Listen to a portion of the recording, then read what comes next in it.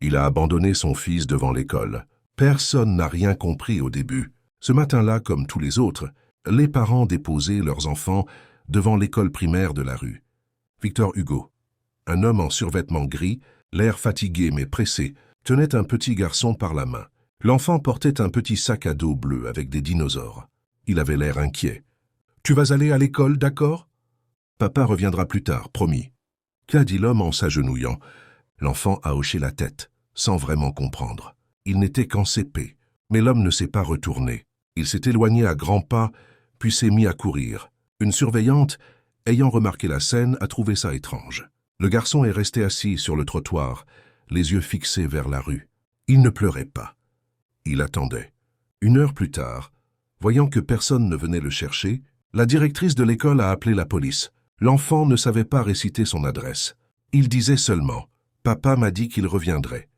Les policiers ont fouillé son sac. Aucune carte d'identité, aucun carnet de correspondance, juste un goûter et un vieux doudou. Les jours ont passé. L'enfant, prénommé Adam, a été placé temporairement dans une famille d'accueil. L'enquête a révélé que son père était en grande difficulté, sans emploi, expulsé de son logement et totalement dépassé. Sa mère était décédée d'un cancer 1 an plus tôt et il n'avait plus aucun soutien.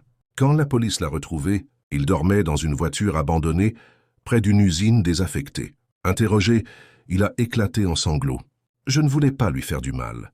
Je voulais juste qu'il ait une chance. Je ne savais plus comment faire. L'école était le seul endroit où je savais qu'il serait en sécurité. » Les services sociaux ont compris la détresse. Plutôt que de l'incarcérer, ils ont proposé un accompagnement. Grâce à cela, Adam a pu retrouver son père 3 mois plus tard dans un foyer réhabilité, avec un suivi psychologique et social. Aujourd'hui, Adam va toujours à l'école Victor Hugo. Son sac à dos bleu est usé mais il sourit, et son père chaque matin lui tient la